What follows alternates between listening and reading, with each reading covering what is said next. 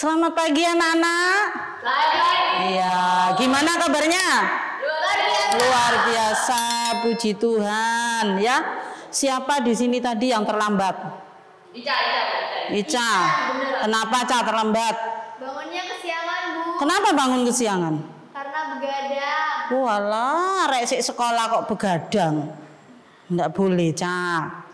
Tugas pelajar adalah belajar, bukan begadang. Begadang kan seperti Roma Irama, Bu. Ya. Nah, lain kali tidak boleh terlambat loh ya. Iya, Bu. Ya. Peraturan di sekolah ini ya, datangnya 6.55. Kalau jam 7 dianggap sudah terlambat dan itu disuruh menulis pelanggaran ya. Mau kalian dikurangi terus nilainya karena terlambat? Nah, selain poinnya dikurangi juga kalau terlambat itu bisa mengganggu ya, mengganggu pelajaran temannya yang lain. Semua sudah tekun belajar, kamu datang tok tok tok terlambat, Bu. Semua mata tertuju ke Ica dan pelajaran akan terganggu. Demikian juga dengan kehidupan rohani kita, jangan sampai terlambat. Ya, terlambat itu artinya apa sih? Sudah melewati waktu yang ditentukan.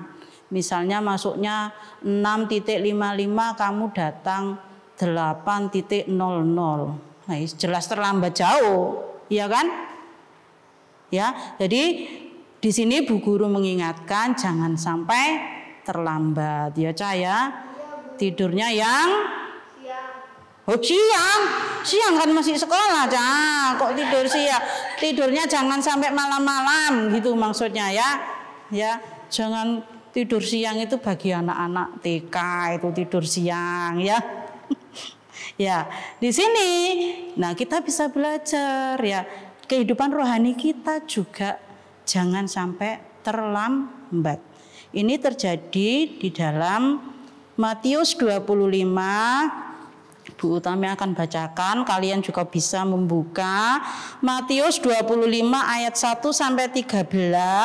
Di sana ada perumpamaan gadis-gadis yang bijaksana dan gadis-gadis yang apa?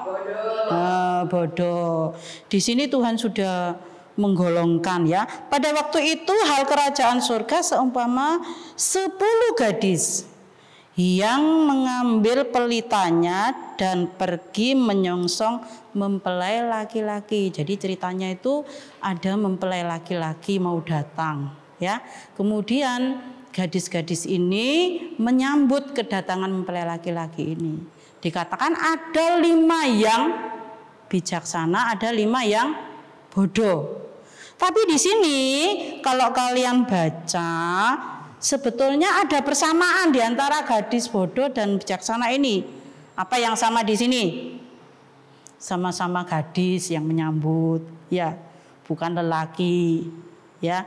Kemudian lagi mereka semua sedang siap dengan pelitanya. Jadi 10 gadis ini siap dengan pelitanya. Lalu dia juga waktu malam menunggu lama sama-sama ngantuk, iya. Akhirnya tertidur, mengantuk dan tidur. Kemudian ada suara, mempelai datang, sama-sama mendengar suara. Ya. Sama-sama bangkit ketika dia tertidur, ada suara, semuanya bangkit, ya, bersiap-siap dan menyiapkan diri. Nah, ini persamaannya. Tapi dalam ayat yang ke-8 dikatakan gadis-gadis yang bodoh berkata kepada gadis-gadis yang bijaksana, berikanlah kami sedikit dari minyakmu itu, sebab pelita kami hampir padam. Ini yang mencolok, perbedaan yang mencolok. Ya, ternyata 5 gadis yang dikatakan bodoh itu tadi tidak membawa minyak. Ya, tidak mempersiapkan demikian rupa sehingga minyaknya entah tidak tahu alasannya lupa atau memang belum beli minyak Jadi 5 yang bodoh ini tidak bawa minyak, tetapi 5 yang bijaksana sudah menyiapkan diri dengan membawa minyaknya. Minyak dalam firman Tuhan diartikan sebagai Roh Kudus ya. Jadi kita anak-anak Tuhan ya. Anak-anak Tuhan diharapkan kita juga penuh dengan Roh Kudus ya. Roh ini memimpin kita ya, memimpin kita menghadapi hal-hal yang akan datang, hal-hal saat ini, kesulitan-kesulitan kalian ya, mungkin dalam menempuh pendidikan, kita bisa andalkan Roh Kudus bekerja dalam hidup kita ya. Jadi tadi ya, hal yang mencolok gadis yang bodoh tadi rupanya terlambat menyadari bahwa dia tidak membawa minyak.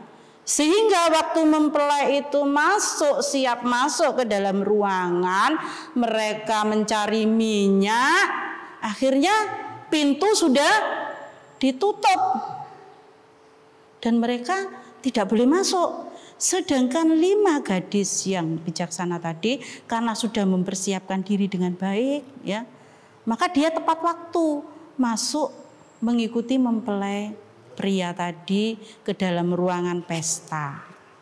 Nah, Bu Utami bacakan ayat yang ke-13. Karena itu berjaga-jagalah sebab kamu tidak tahu ya akan hari maupun saatnya. Jadi kita harus mempersiapkan diri anak-anak. Dengan apa tadi? Membawa minyak, mempersiapkan minyak. Nah, jangan sampai kehidupan kerohanian kita seperti gadis yang bodoh tadi. Tidak ada persiapan ya. Kalau kita ada masalah sedikit sudah ngambul, kecewa, menyalahkan Tuhan ya. Tapi kalau kita ada persiapan, ada Roh Kudus dalam kehidupan kita, maka kita akan kuat bertahan seperti Rasul Paulus. Dalam pelayanannya bagaimanapun sulitnya, Paulus kan sulit ya dalam pelayanan di penjara ya. Pokoknya diolok, tapi dia tetap bertahan karena apa? Karena ada Roh Kudus dalam kehidupannya ya. Mengapa sih kita tidak boleh terlambat anak-anak? Ya tadi katakan Bu Tami, kalau sekolah kalian kalau terlambat sudah dapat mengganggu pembelajaran ya. Lagi kalian sudah ketinggalan ya, seharusnya sudah dapat 10 baru dapat 3. Nah, di dalam kehidupan rohani kita juga gitu. Mengapa kita tidak boleh terlambat ya? Bagaimana sih kita sampai terlambat itu? Yaitu misalnya dengan menunda waktu. Misalkan begini, Abed besok agendanya ulangan. Terus sekarang malam ini pulang sekolah, besok ulangan ya. Aku tak main game dulu aja dah. Paling 2 jam ya. Asik main game sampai akhirnya ngantuk. Nggak jadi belajar. Besok ulangan bagaimana? Ya paling cap, cip, cup, kembang, kuncup gitu ya. Kalau pilihan ya bisa cap cip cup, tapi kalau isian gimana? Bingung, wis diisi sembarangan aja dah, ya. Nah, akhirnya hasilnya apa? Tidak maksimal. Maka kita diharapkan jangan menunda-nunda waktu. Kalau memang ada pekerjaan yang harus kita selesaikan, ya selesaikan, ya. Seperti di dalam Matius 6 ayat 33 dikatakan apa? Carilah dahulu kerajaan surga dan kebenarannya ya. Itu bukan bermaksud ayat ini mengajak kita bermalas-malasan, bukan. Wis berdoa ae katanya Tuhan carilah dahulu kerajaan surga. Berarti doa tok ya. Tapi tidak mau berusaha atau belajar. Bukan ya. Bukan seperti itu. Tapi kita mau bekerja, kita mau mampu memprioritaskan hal yang terutama ya. Di dalam kehidupan kita. Bu Utami juga belajar, seringkali juga begitu. Masih 7 hari lagi dan dikumpulkan, besok aja. kurang 6 hari santai, kurang 6 rek mampu dah. Terus besoknya kurang 5 hari, sih akeh waktu nih.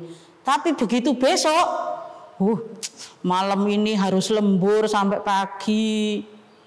Ya. Katanya orang Indonesia ini sakti-sakti. Orang yang sakti. Besok dikumpulkan, malam ini bekerja.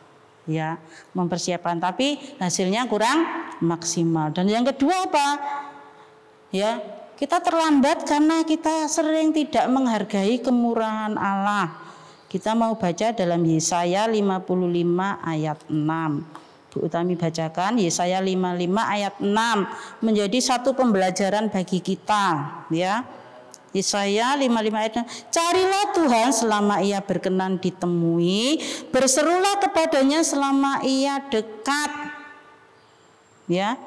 Jadi Tuhan itu tidak sengaja menjauhi kita, anak tidak. Tuhan itu tidak pernah menjauhi kita. Seringkali yang menjauhi Tuhan adalah kita, ya. Pada saatnya ibadah kita sering menggunakan untuk hal yang lain. Berarti itu kan kita yang menjauh dari Tuhan, ya. Mari kita belajar, ya. Dari keterlambatan ini, keterlambatan hidup rohani kita mau belajar, ya. Carilah Tuhan selama ia masih berkenan ditemui. Tuhan itu tidak akan pergi kok, ya. Kamu rasakan sendiri, ya, pengalaman pribadimu, pengalamannya Bu Utami juga. Tuhan itu tidak kemana-mana. Apa yang kita lihat di film apa itu waktu Natal itu, ya. Kita dulu berpikir Tuhan itu cek jauhnya, ya. Saya menyucikan diri dulu baru nanti ketemu Tuhan. Tidak. Ternyata Tuhan itu gampang kita temui kalau kita mau, ya.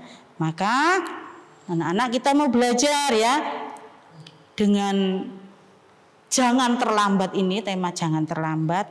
Kita mau betul-betul jangan terlambat dalam kerohanian kita. Selama pintu kemurahan Tuhan masih dibuka, kita akan berlomba-lomba untuk datang kepadanya. Dengan cara apa? Ya, dengan cara kita tidak meninggalkan kasih mula-mula kita, ya. Betapa berapi-apinya kita dulu waktu kita kenal Tuhan pertama, ya. Semuanya waktu untuk Tuhan, ya. Bukan Bu Utami ngajari di gereja terus sepanjang bukan. Tapi di rumah pun kita bisa bertemu dengan Tuhan. Di jalan pun kita bisa memuji Tuhan, ya. Ya, kita bisa berdoa, ya, dan beriman kepadanya untuk menjadi pelaku firman Tuhan, ya. Dalam Yakobus 1:22 dikatakan, hendaklah kamu menjadi pelaku firman, jangan cuma dengar tapi tidak melakukannya. Ya, itu, ya. Itu mungkin pembelajaran hari ini kalian terapkan dalam hidup kalian sehari-hari, ya. Jangan sampai baik di ibadah, di kehidupan rohani maupun di kehidupan nyata, jangan sampai membiasakan diri untuk terlambat, ya. Itu tidak akan menguntungkan. Itu ya anak-anak, ya, pelajaran hari ini. Bu Utami ucapkan terima kasih. Selamat pagi. Selamat bertemu di pelajaran berikutnya. Selamat pagi. Selamat pagi. Ya, terima kasih, ya. Xie xie.